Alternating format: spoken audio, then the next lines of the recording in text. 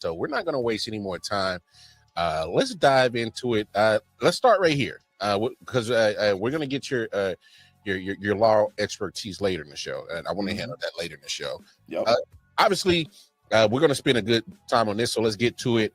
NBA free agency frenzy has gone crazy. If you have alerts for Shams on your ESPN app, you've been getting them literally about every hour.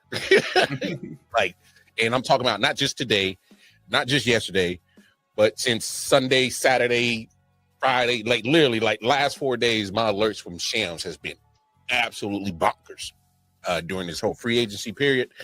But I want to start right here, Randy, because you're infamous on the show for having nicknames.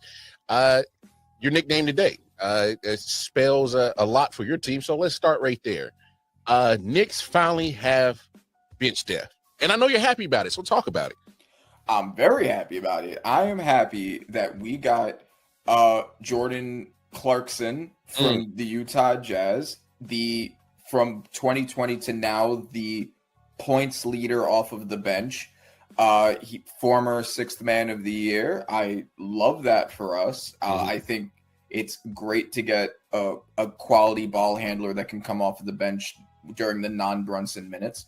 We got Yabu. We took him from the 76ers, which is already worth it. But on top of the fact that we pushed them further into poverty, we took an Olympian who played very well during the Olympics, and yet another big man adding some size off of the bench.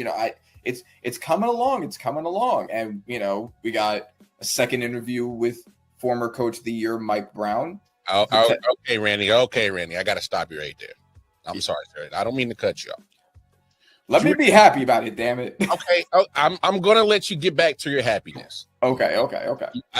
I'm just going to be brief. You were selling everything like a great salesman that you are, and everything was sounding good until you said second interview. Mike, James Dolan, I'm talking to you. All right, I'm talking to you. Hey, enough with the arrogance. I talked about it last night. Enough with the arrogance. You literally tried to go and poach people's established coaches, and that's ridiculous to me. Like you literally got this whole big nuts syndrome in your head that you're the shit, and your franchise has been awesome for the last 25 years. The arrogance has been crazy. Like, hey, Dawn Staley, let me go. Hey, you want to come coach the Knicks? Forget the dynasty you're building down here in Columbia, South Carolina. Forget that. Come be in New York. Ime Udoka, you really think the Rockets are going to? They're not letting him go. They hung up the phone on you. Dallas, same thing. J Kidd, we want to talk. Click. So the fact that you have two coaches, Budenhauser and Mike Malone, sitting there, no job, pedigree. Mike Brown, sitting there, no job, pedigree. And Mike Brown got to get a second interview? Fuck out of here, bro. Hire the man. What are you doing? All right. Let me put my positive spin on it. Okay, so I agree. I think they've done a horrible job with handling this coach situation. I was the first one when you brought me on here when we first fired Tibbs the week when I was like, okay, like, we definitely needed to move on from Tibbs, whatever. 1 week later, we still don't have a coach. I was like, what the fuck are we doing? So I totally agree. And I was the one banging the table for either Budenholzer or Malone. I do like Mike Brown a lot, though. I would not be unhappy if it was Mike Brown instead. And yes, I agree that it was dumb of us to try to talk to everybody else's coach. Obviously, Kidd, Udoka, Finch, their teams who are doing well with them aren't going to just let them go. Not even close. Yeah. And I mean, the fact that I don't even remember who the Bulls coach is. Apparently, we tried to talk to him too. I don't even get why. But I guess Donovan, Billy Donovan. Billy Donovan. I don't know why we were trying to talk to him, but I agree with all of that. That being said, though, think the fact that we have a second interview with him, if they're trying to just make sure he's the right fit, they've made horrible decisions in the past 25 years, but they've made some mostly good ones in the past 5 years. Yeah. I'm willing, and I mean, maybe that's probably more Leon Rose than Dolan, right? Because we talked about it. Maybe Dolan's more occupied with his sphere in Las Vegas right now, and that's why Rose is taking control. I'm willing to see if they do end up hiring Mike Brown, which shouldn't be too long. They made good free agency moves that I just celebrated. I'm willing to give them a chance to hire Mike Brown and stop bullshit. If something ends up blowing up with that, I'll be the first one to come here and get on my Stephen A. Smith and run him down for it. Believe me, believe that. Believe that. Yes, but I like Mike Brown for the Knicks. Because yes, he's not gonna be choosing his own players the way that a lot of coaches get to. But I do think that there are similarities between the Kings that he was able to win Coach of the Year with and elevate, and the Knicks. DeAndre Fox being the 3-point shooting point guard clutch player is I think a pretty similar prototype to Jalen Brunson, who's an even better version of that skill set. I think there's enough similarities. Then I think Mike Brown can adapt and be like, all right, these are the pieces I have. How do I make them work? And the better pieces we get him, the easier that'll be. True. And as we were getting ready for the show, we were kind of slightly having this conversation about this earlier. And look, coaches and general managers usually try to build that relationship. Hey, I got this philosophy on offense and defense. These are the type of players that fit this. Go get them. Cool. Mike Brown's going to be in a situation where he's like, all right, you guys did this, and that, doing draft, free agency, and trade. All right, I got to work with what you got. And I think he's capable of doing it. And I think, and that's what separates, most coaches. It is being able to adapt on what you do have and not bitching and complaining about what you don't. So it'll be more next year, especially if they hire Mike Brown, where I'm going to look at him and be like, all right, he's going to have more influence on what you do in the offseason. I want to see how he's going to implement his philosophy and how you make those moves. Cool. And that'll be more of the barometer for me next year. Because I think if he's getting a second interview, which I think is still ridiculous, just hire the guy, but he's probably the guy. All right. So look, like Mike Brown, he's won a Coach of the Year.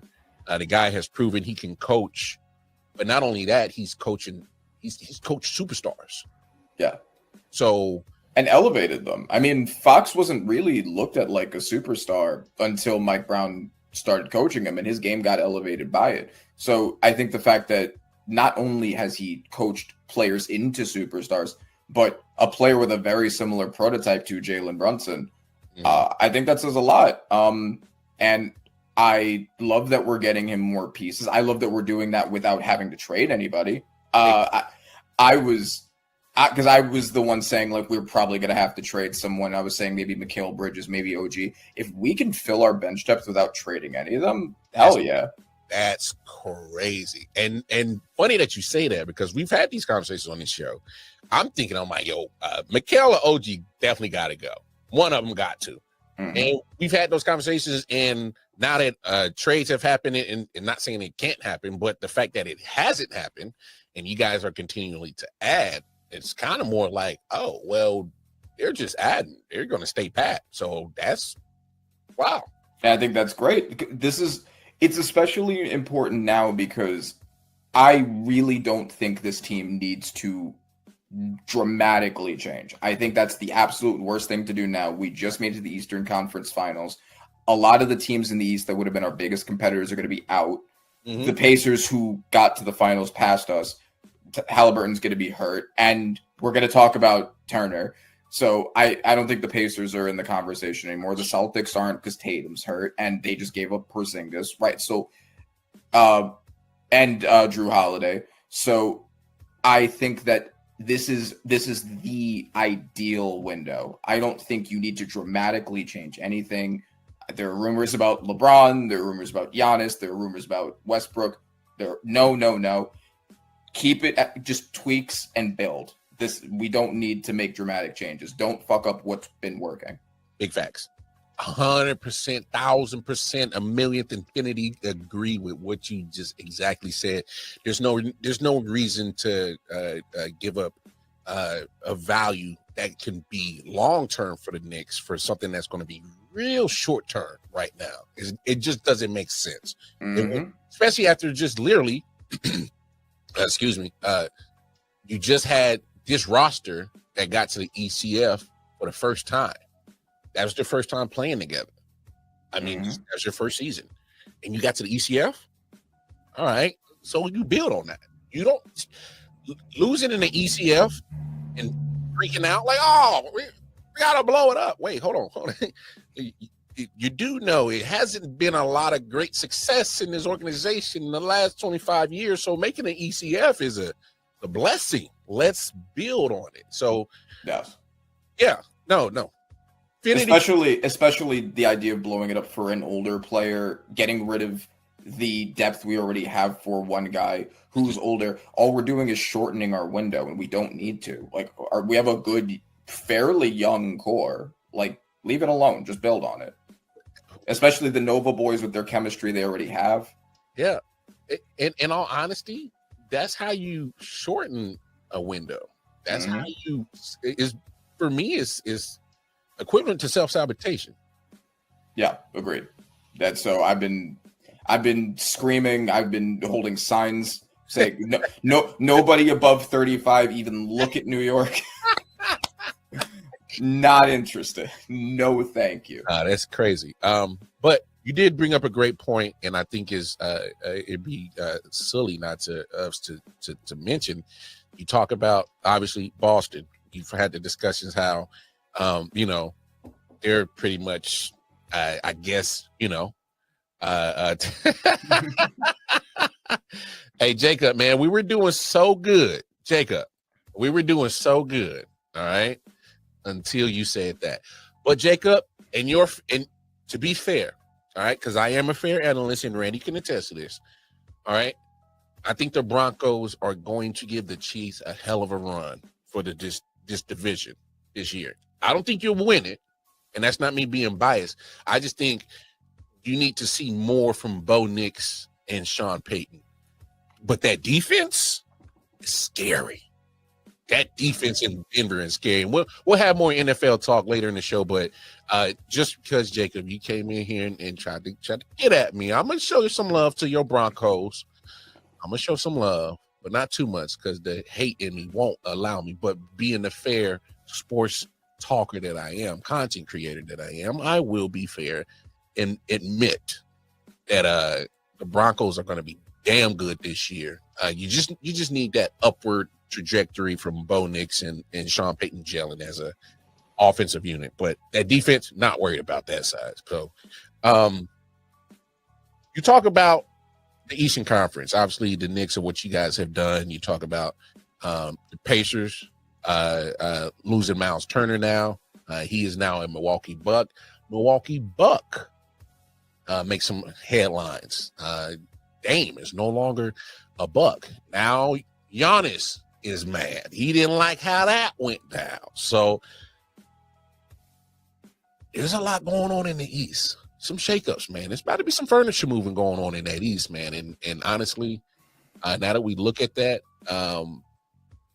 your general manager for the Knicks was the smartest thing he ever could have done was just sit back and wait and just let it all fall. Let's just let everything fall and crumble in front of us, and then we'll make our moves. And that's kind of how it's kind of formulated, how I've been kind of watching the free agency and the draft and all this. Smart move by the Knicks GM. Yeah. Solid Hill TD, yes, what's up? Yeah, come on. IOW Sports Network, late night edition. Let's go. Come on. We about to raise the bar. Wild card.